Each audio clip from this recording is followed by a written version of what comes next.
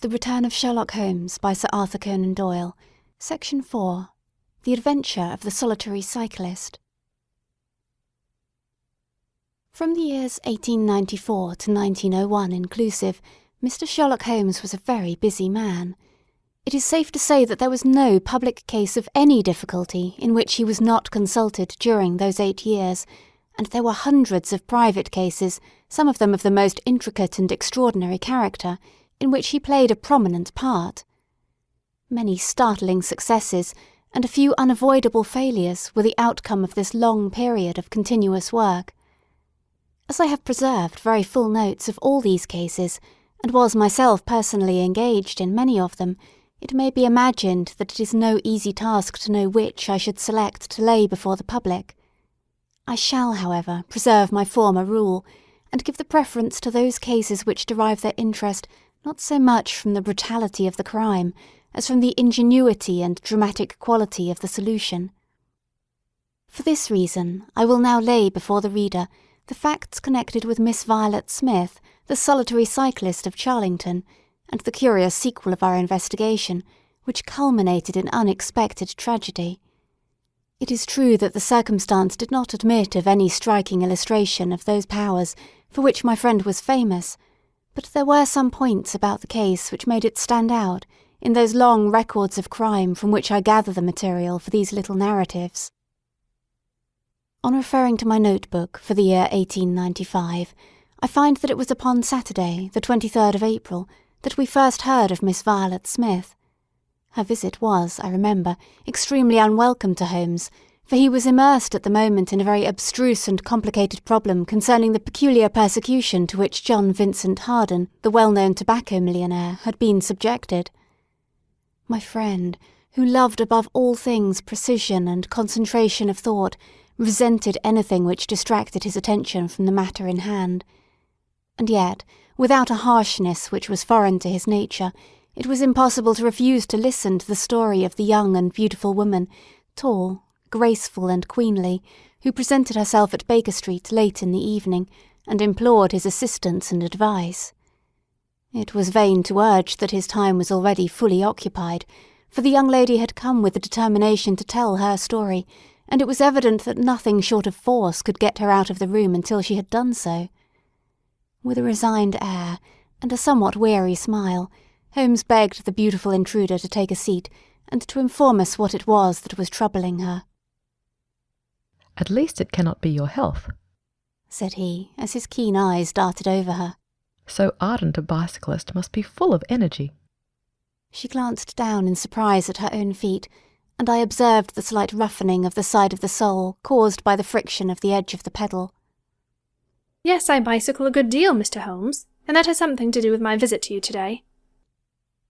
My friend took the lady's ungloved hand and examined it with as close an attention and as little sentiment as a scientist would show to a specimen. "You will excuse me, I am sure. It is my business," said he, as he dropped it. "I nearly fell into the error of supposing that you were typewriting. Of course, it is obvious that it is music. You observe the spatulate finger ends, Watson, which is common to both professions. There is a spirituality about the face, however." She gently turned it towards the light. "Which the typewriter does not generate. This lady is a musician." "Yes, Mr. Holmes. I teach music." "In the country, I presume, from your complexion?" "Yes, sir, near Farnham, on the borders of Surrey."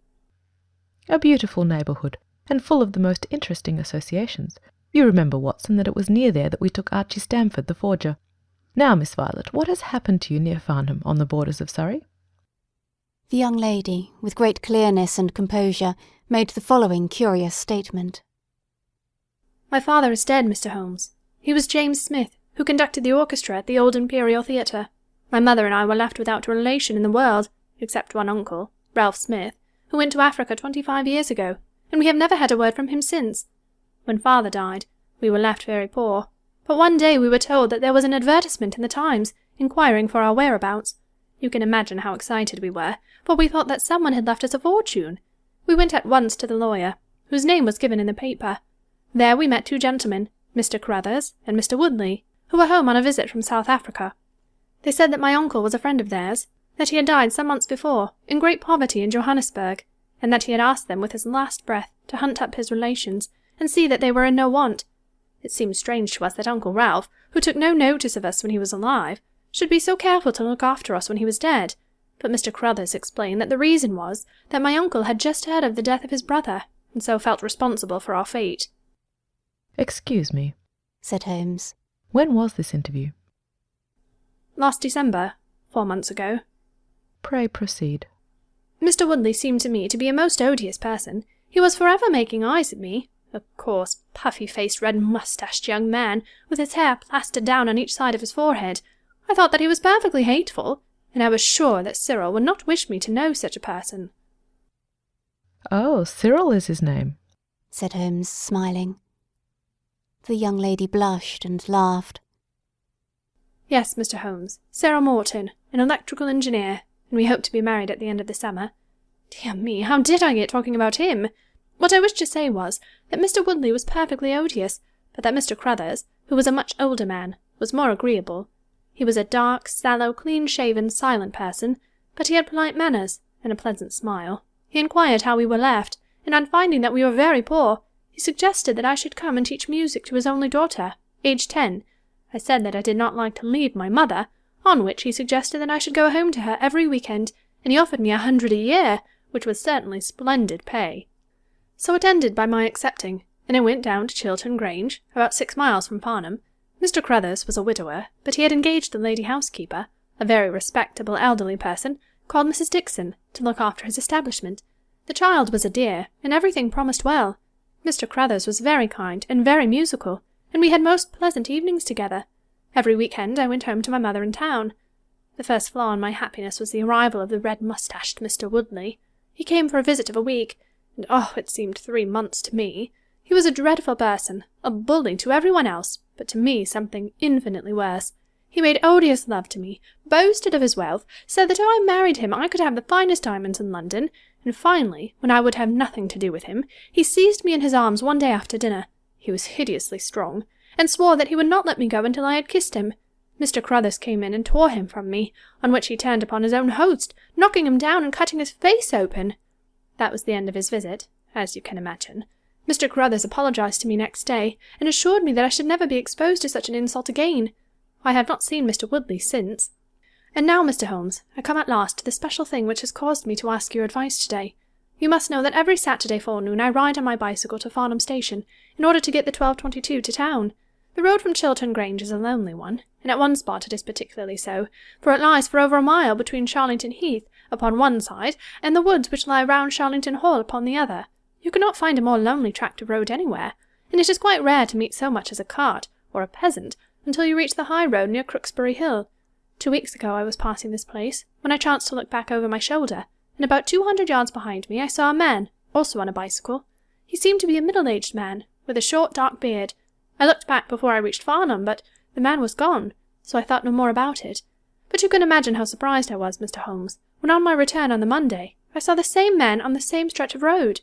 My astonishment was increased when the incident occurred again, exactly as before, on the following Saturday and Monday. He always kept his distance, and did not molest me in any way, but still it certainly was very odd. I mentioned it to Mr. Cruthers, who seemed interested in what I had said, and told me that he had ordered a horse and trap, so that in future I should not pass over these lonely roads without some companion. The horse and trap were to have come this week, but for some reason they were not delivered, and again I had to cycle to the station. That was this morning. You can think that I looked out when I came to Charlington Heath, and there, sure enough, was the man, exactly as he had been the 2 weeks before. He always kept so far from me that I could not clearly see his face, but it was certainly someone whom I did not know. He was dressed in a dark suit with a cloth cap. The only thing about his face that I could clearly see was his dark beard. Today I was not alarmed, but I was filled with curiosity, and I determined to find out who he was and what he wanted. I slowed down my machine, but he slowed down his. Then I stopped altogether, but he stopped also. Then I laid a trap for him. There was a sharp turning of the road, and I pedalled very quickly round this, and then I stopped and waited. I expected him to shoot round and pass me before he could stop, but he never appeared. Then I went back and looked round the corner. I could see a mile of road, but he was not on it. To make it the more extraordinary, there was no side road at this point down which he might have gone. Holmes chuckled and rubbed his hands. "This case certainly presents some features of its own," said he. "How much time elapsed between your turning the corner and your discovery that the road was clear?" 2 or 3 minutes. "Then he could not have retreated down the road, and you say there are no side roads?" None. "Then he certainly took a footpath on one side or the other." It could not have been on the side of the heath, or I should have seen him. So, by the process of exclusion, we arrive at the fact that he made his way toward Charlington Hall, which, as I understand, is situated on its own grounds on one side of the road. Anything else? Nothing, Mr. Holmes, save that I was so perplexed that I felt I should not be happy until I had seen you and had your advice. Holmes sat in silence for some little time. "Where is the gentleman to whom you are engaged?" he asked at last. He is in the Midland Electrical Company, at Coventry. "He would not pay you a surprise visit?" Oh, Mr. Holmes, as if I should not know him. "Have you any other admirers?" Several before I knew Cyril. "And since?" There was this dreadful man Woodley, if you call him an admirer. "No one else?" Our fair client seemed a little confused. "Who was he?" asked Holmes. Oh, it may be a mere fancy of mine, but it had seemed to me sometimes that my employer, Mr. Carruthers, takes a great deal of interest in me. We are thrown rather together. I play his accompaniments in the evening. He has never said anything. He is a perfect gentleman. But a girl always knows. "Ha!" Holmes looked grave. "What does he do for a living?" He is a rich man. "No carriages or horses?" Well, at least he is fairly well-to-do, but he goes into the city 2 or 3 times a week. He is deeply interested in South African gold shares." "You will let me know any fresh development, Miss Smith. I am very busy just now, but I will find time to make some inquiries into your case. In the meantime, take no step without letting me know. Good-bye, and I trust that we shall have nothing but good news from you. It is part of the settled order of nature that such a girl should have followers," said Holmes as he pulled at his meditative pipe. "but for choice, not on bicycles in lonely country roads. Some secretive lover beyond all doubt, but there are curious and suggestive details about the case, Watson." That he should appear only at that point. "Exactly. Our first effort must be to find out who are the tenants of Charlington Hall. Then again, how about the connection between Carruthers and Woodley, since they appear to be men of such a different type? How came they both to be so keen upon looking up Ralph Smith's relations? One more point. What sort of ménage is it which pays double the market price for a governess but does not keep a horse, though 6 miles from the station? Odd, Watson, very odd." You will go down? "No, my dear fellow, you will go down. This may be some trifling intrigue, and I cannot break my other important research for the sake of it. On Monday you will arrive early at Farnham. You will conceal yourself near Shallington Heath. You will observe these facts for yourself, and act as your own judgment advises. Then, having inquired as to the occupants of this hall, you will come back to me and report. And now, Watson, not another word of the matter until we have a few solid stepping-stones on which we may hope to get across to our solution." We had ascertained from the lady that she went down upon the Monday by the train which leaves Waterloo at 9:50, so I started early and caught the 9:13. At Farnham Station I had no difficulty in being directed to Charlington Heath. It was impossible to mistake the scene of the young lady's adventure, for the road runs between the open heath on one side and an old yew hedge upon the other, surrounding a park which is studded with magnificent trees. There was a main gateway of lichen-studded stone, each side pillar surmounted by mouldering heraldic emblems, but besides this central carriage drive I observed several points where there were gaps in the hedge and paths leading through them. The house was invisible from the road, but the surroundings all spoke of gloom and decay. The heath was covered with golden patches of flowering gorse, gleaming magnificently in the light of the bright spring sunshine. Behind one of these clumps I took up my position, so as to command both the gateway of the hall and a long stretch of the road upon either side. It had been deserted when I left it, but now I saw a cyclist riding down it from the opposite direction to that in which I had come. He was clad in a dark suit, and I saw that he had a black beard. On reaching the end of the Charlington grounds, he sprang from his machine and led it through a gap in the hedge, disappearing from my view. A quarter of an hour passed, and then a second cyclist appeared. This time it was the young lady coming from the station. I saw her look about her as she came to the Charlington hedge. An instant later, the man emerged from his hiding place, sprang upon his cycle, and followed her. In all the broad landscape, those were the only moving figures, the graceful girl sitting very straight upon her machine, and the man behind her bending low over his handlebar, with a curiously furtive suggestion in every movement. She looked back at him and slowed her pace. He slowed also. She stopped. He at once stopped too, keeping 200 yards behind her. Her next movement was as unexpected as it was spirited. She suddenly whisked her wheels round and dashed straight at him. He was as quick as she, however, and darted off in desperate flight. Presently she came back up the road again, her head haughtily in the air, not deigning to take any further notice of her silent attendant. He had turned also, and still kept his distance until the curve of the road hid them from my sight. I remained in my hiding place, and it was well that I did so, for presently the man reappeared, cycling slowly back. He turned in at the hall gates and dismounted from his machine. For some minutes I could see him standing among the trees. His hands were raised, and he seemed to be settling his necktie. Then he mounted his cycle and rode away from me down the drive towards the hall. I ran across the heath and peered through the trees. Far away I could catch glimpses of the old grey building with its bristling Tudor chimneys, but the drive ran through a dense shrubbery, and I saw no more of my man. However, it seemed to me that I had done a fairly good morning's work, and I walked back in high spirits to Farnham. The local house agent could tell me nothing about Charlington Hall, and referred me to a well-known firm in Pall Mall.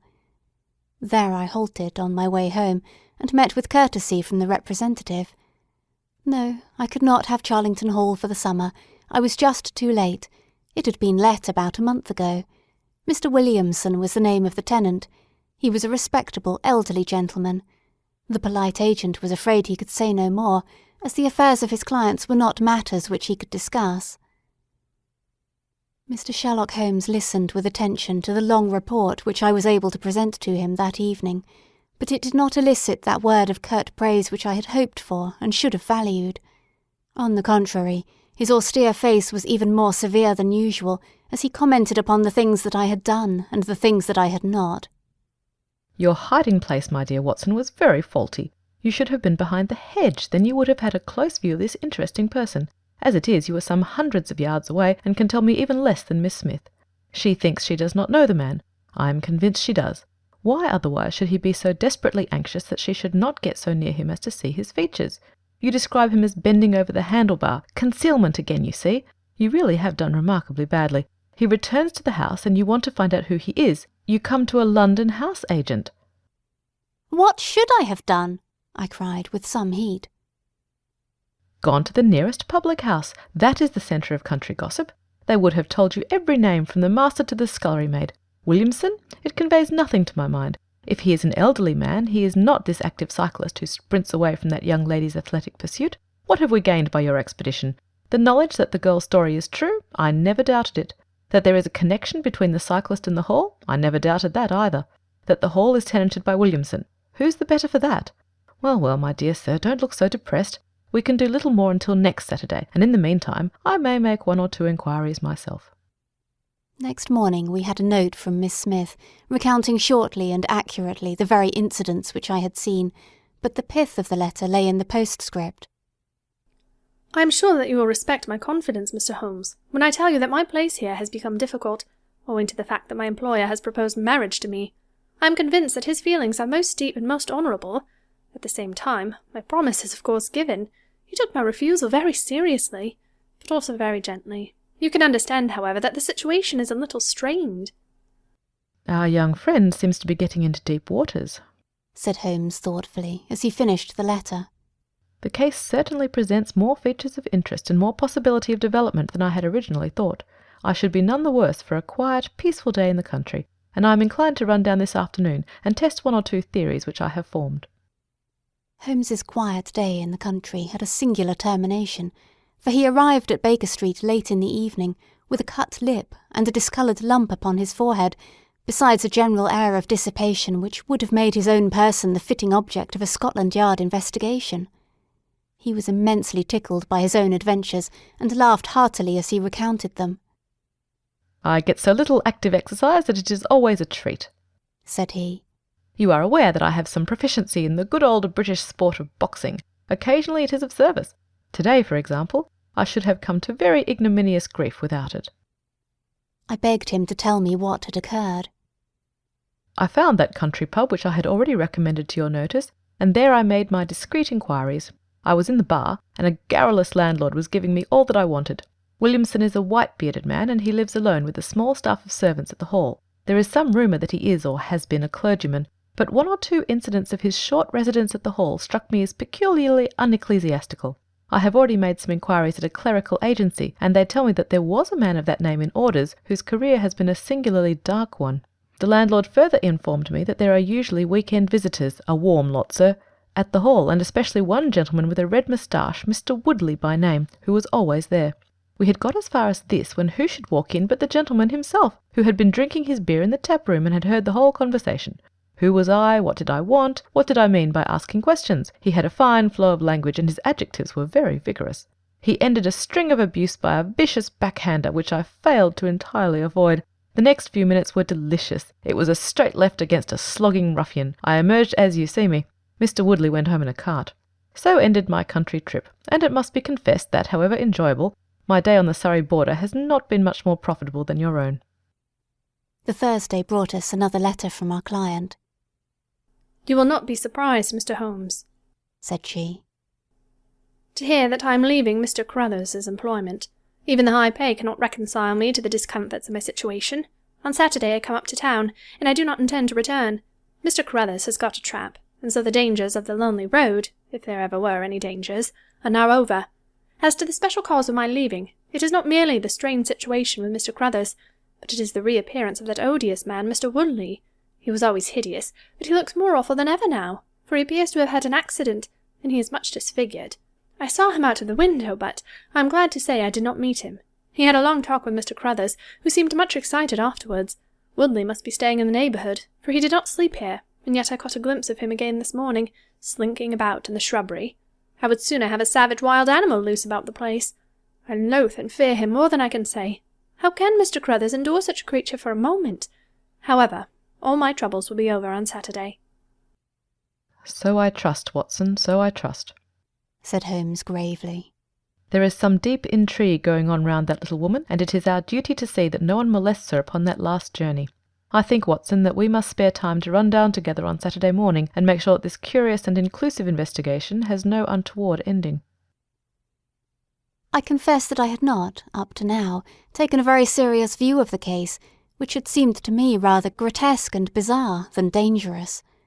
That a man should lie in wait for and follow a very handsome woman is no unheard-of thing, and if he has so little audacity that he not only dared not address her, but even fled from her approach, he was not a very formidable assailant. The ruffian Woodley was a very different person, but, except on one occasion, he had not molested our client, and now he visited the house of Carruthers without intruding upon her presence. The man on the bicycle was doubtless a member of those week-end parties at the Hall of which the publican had spoken, but who he was, or what he wanted, was as obscure as ever. It was the severity of Holmes's manner, and the fact that he slipped a revolver into his pocket before leaving our rooms, which impressed me with the feeling that tragedy might prove to lurk behind this curious train of events. A rainy night had been followed by a glorious morning, and the heath-covered countryside, with the glowing clumps of flowering gorse, seemed all the more beautiful to eyes which were weary of the duns and drabs and slate-greys of London. Holmes and I walked along the broad, sandy road, inhaling the fresh morning air and rejoicing in the music of the birds and the fresh breath of the spring. From a rise of the road on the shoulder of Crooksbury Hill, we could see the grim Hall bristling out from amidst the ancient oaks, which, old as they were still younger than the building which they surrounded. Holmes pointed down the long tract of road which wound, a reddish-yellow band, between the brown of the heath and the budding green of the woods. Far away, a black dot, we could see a vehicle moving in our direction. Holmes gave an exclamation of impatience. I have given a margin of half an hour, said he. If that is her trap, she must be making for the earlier train. I fear, Watson, that she will be past Charlington before we can possibly meet her. From the instant that we passed the rise, we could no longer see the vehicle, but we hastened onward at such a pace that my sedentary life began to tell upon me, and I was compelled to fall behind. Holmes, however, was always in training, for he had inexhaustible stores of nervous energy upon which to draw. His springy step never slowed until suddenly, when he was 100 yards in front of me, he halted, and I saw him throw up his hand with a gesture of grief and despair. At the same instant, an empty dog-cart, the horse cantering, the reins trailing, appeared round the curve of the road and rattled swiftly towards us. "Too late, Watson, too late!" cried Holmes as I ran panting to his side. "Fool that I was not to allow for that earlier train. It's abduction, Watson, abduction! Murder, heaven knows what! Block the road! Stop the horse! That's right. Now jump in and let us see if I can repair the consequences of my own blunder." We had sprung into the dog-cart, and Holmes, after turning the horse, gave it a sharp cut with the whip, and we flew back along the road. As we turned the curve, the whole stretch of road between the hall and the heath was opened up.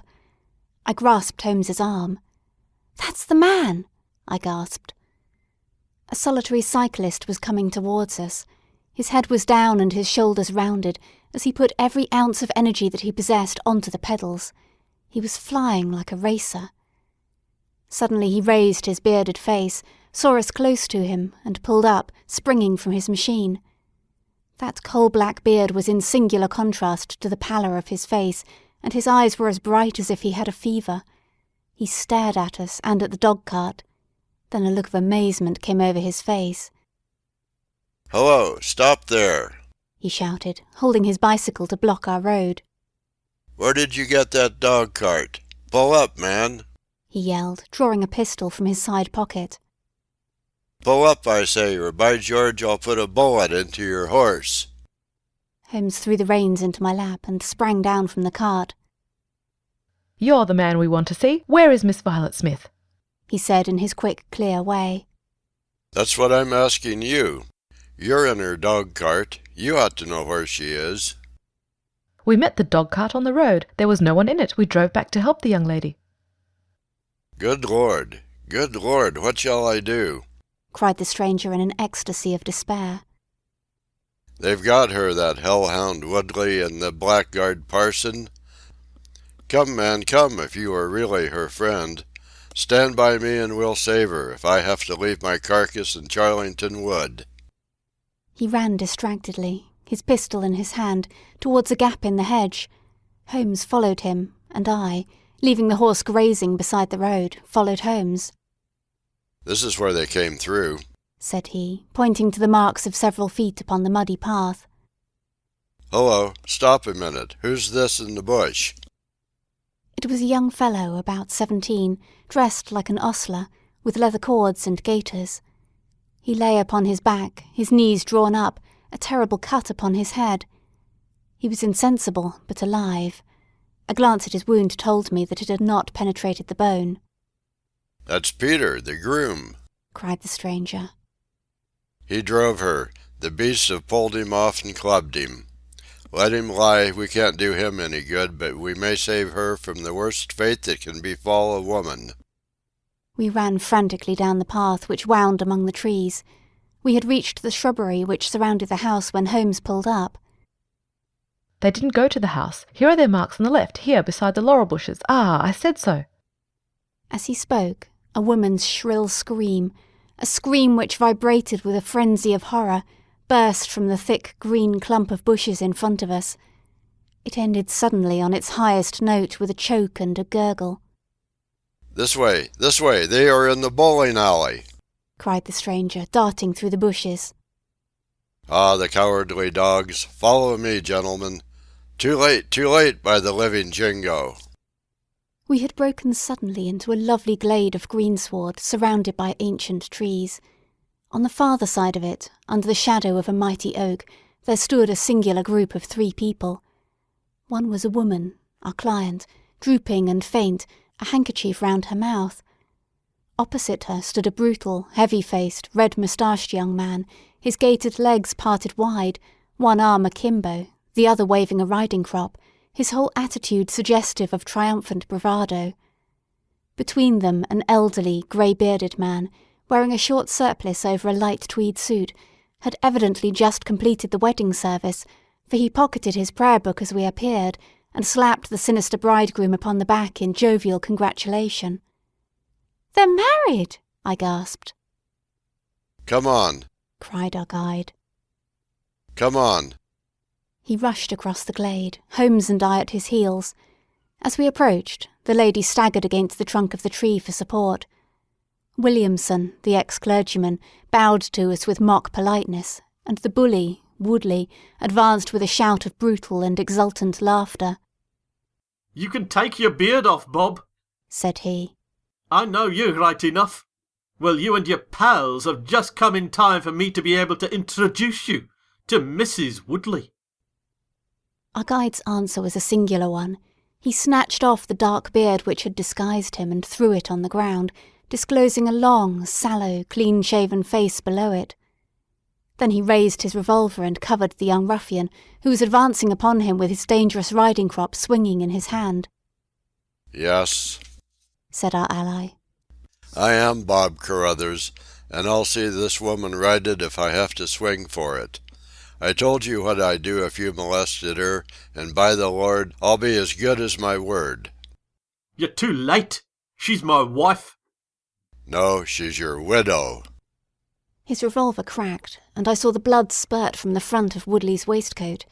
He spun round with a scream and fell upon his back, his hideous red face turning suddenly to a dreadful mottled pallor. The old man, still clad in his surplice, burst into such a string of foul oaths as I have never heard, and pulled out a revolver of his own, but before he could raise it, he was looking down the barrel of Holmes's weapon. "Enough of this," said my friend coldly. "Drop that pistol. Watson, pick it up. Hold it to his head. Thank you. You, Carruthers, give me that revolver. We'll have no more violence. Come, hand it over." "Who are you, then?" "My name is Sherlock Holmes." "Good Lord!" "You have heard of me, I see.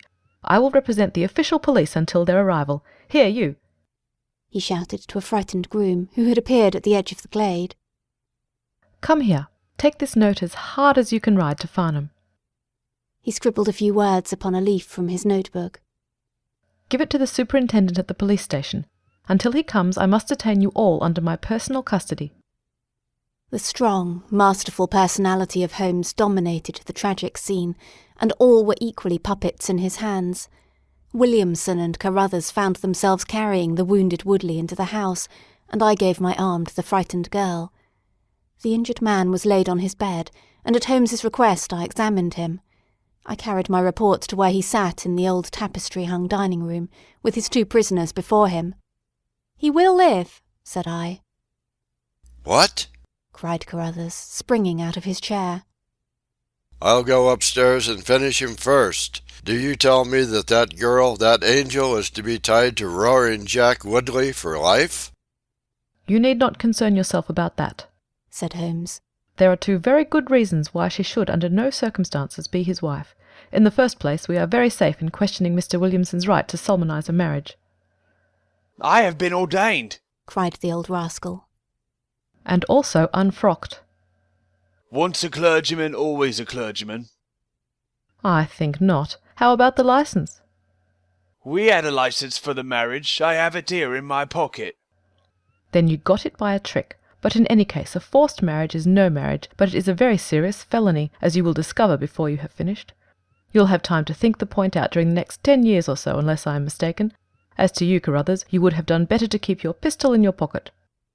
"I began to think so, Mr. Holmes, but when I thought of all the precautions I had taken to shield this girl, for I loved her, Mr. Holmes, and it is the only time that ever I knew what love was, it fairly drove me mad to think that she was in the power of the greatest brute and bully in South Africa, a man whose name is a holy terror from Kimberley to Johannesburg. Why, Mr. Holmes, you'll hardly believe it, But ever since that girl has been in my employment, I never once let her go past this house, where I knew the rascals were lurking, without following her on my bicycle, just to see that she came to no harm. I kept my distance from her, and I wore a beard, so that she would not recognize me, for she is a good and high-spirited girl, and she wouldn't have stayed in my employment long if she had thought that I was following her about the country roads. Why didn't you tell her of her danger? Because then, again, she would have left me, and I couldn't bear to face that. Even if she couldn't love me, it was a great deal to me just to see her dainty form about the house and to hear the sound of her voice. Well, said I, you call that love, Mr. Carruthers, but I should call it selfishness. Maybe the two things go together. Anyhow, I couldn't let her go. Besides, with this crowd about, it was well that she should have someone near to look after her. Then, when the cable came, I knew they were bound to make a move. What cable? Carruthers took a telegram from his pocket. That's it, said he. It was short and concise. The old man is dead. Said Holmes. I think I see how things worked, and I can understand how this message would, as you say, bring them to a head. But while you wait, you might tell me what you can. The old reprobate with the surplice burst into a volley of bad language. By heaven, said he. If you squeal on us, Bob Carruthers, I'll serve you as you served Jack Woodley. You can bleat about the girl to your heart's content, for that's your own affair. But if you round on your pals to this plain-clothes copper, it will be the worst day's work that you ever did. Your reverence need not be excited, said Holmes, lighting a cigarette. The case is clear enough against you, and all I ask is a few details for my private curiosity. However, if there's any difficulty in your telling me, I'll do the talking, and then you will see how far you have a chance of holding back your secrets. In the first place, 3 of you came from South Africa on this game. You, Williamson, you, Carruthers, and Woodley. Lie number 1, said the old man. I never saw either of them until 2 months ago, and I have never been in Africa in my life, so you can put that in your pipe and smoke it, Mr. Busybody Holmes. What he says is true, said Carruthers. Well, well, 2 of you came over. His reverence is our own homemade article. You had known Ralph Smith in South Africa. You had reason to believe he would not live long. You found out that his niece would inherit his fortune. How's that, eh? Carruthers nodded, and Williamson swore. She was next of kin, no doubt, and you were aware that the old fellow would make no will. Couldn't read or write, said Carruthers. So you came over, the 2 of you, and hunted up the girl. The idea was that one of you was to marry her, and the other have a share of the plunder. For some reason Woodley was chosen as the husband. Why was that? We played cards for her on the voyage. He won. I see. You got the young lady into your service, and there Woodley was to do the courting. She recognized the drunken brute that he was, and would have nothing to do with him. Meanwhile, your arrangement was rather upset by the fact that you had yourself fallen in love with the lady. You could no longer bear the idea of this ruffian owning her. No, by George, I couldn't. There was a quarrel between you. He left you in a rage, and began to make his own plans independently of you. It strikes me, Williamson, there isn't very much that we can tell this gentleman, cried Carruthers with a bitter laugh. Yes, we quarreled, and he knocked me down. I am level with him on that, anyhow. Then I lost sight of him. That was when he picked up with this outcast padre here. I found that they had set up housekeeping together at this place on the line that she had to pass for the station. I kept my eye on her after that, for I knew there was some devilry in the wind. I saw them from time to time, for I was anxious to know what they were after. 2 days ago Woodley came up to my house with this cable, which showed that Ralph Smith was dead. He asked me if I would stand by the bargain. I said I would not. He asked me if I would marry the girl myself and give him a share. I said I would willingly do so, but that she would not have me. He said, let us get her married first, and after a week or 2 she may see things a bit different. I said I would have nothing to do with violence. So he went off cursing like the foul-mouthed blackguard that he was, and swearing that he would have her yet. She was leaving me this weekend, and I had got a trap to take her to the station, but I was so uneasy in my mind that I followed her on my bicycle. She had got a start, however, and before I could catch her, the mischief was done. The first thing I knew about it was when I saw you two gentlemen driving back in her dog-cart." Holmes rose and tossed the end of his cigarette into the grate. "I have been very obtuse, Watson," said he. "When in your report you said that you had seen the cyclist, as you thought, arrange his necktie in the shrubbery, that alone should have told me all. However, we may congratulate ourselves upon a curious and in some respects a unique case. I perceive 3 of the county constabulary in the drive, and I am glad to see that the little ostler is able to keep pace with them. So it is likely that neither he nor the interesting bridegroom will be permanently damaged by their morning's adventures. I think, Watson, that in your medical capacity you might wait upon Miss Smith, and tell her that if she is sufficiently recovered, we shall be happy to escort her to her mother's home. If she is not quite convalescent, you will find that a hint that we were about to telegraph to a young electrician in the Midlands would probably complete the cure. As to you, Mr. Carruthers, I think that you have done what you could to make amends for your share in an evil plot. There is my card, sir, and if my evidence can be of help in your trial, it shall be at your disposal." In the whirl of our incessant activity, it has often been difficult for me, as the reader has probably observed, to round off my narratives, and to give those final details which the curious might expect. Each case has been the prelude to another, and the crisis once over, the actors have passed forever out of our busy lives. I found, however, a short note at the end of my manuscript dealing with this case, in which I have put it upon record that Miss Violet Smith did indeed inherit a large fortune, and that she is now the wife of Cyril Morton, the senior partner of Morton and Kennedy, the famous Westminster electricians. Williamson and Woodley were both tried for abduction and assault, the former getting 7 years and the latter 10. Of the fate of Carruthers I have no record, but I am sure that his assault was not viewed very gravely by the court, since Woodley had the reputation of being a most dangerous ruffian, and I think that a few months was sufficient to satisfy the demands of justice. End of section 4.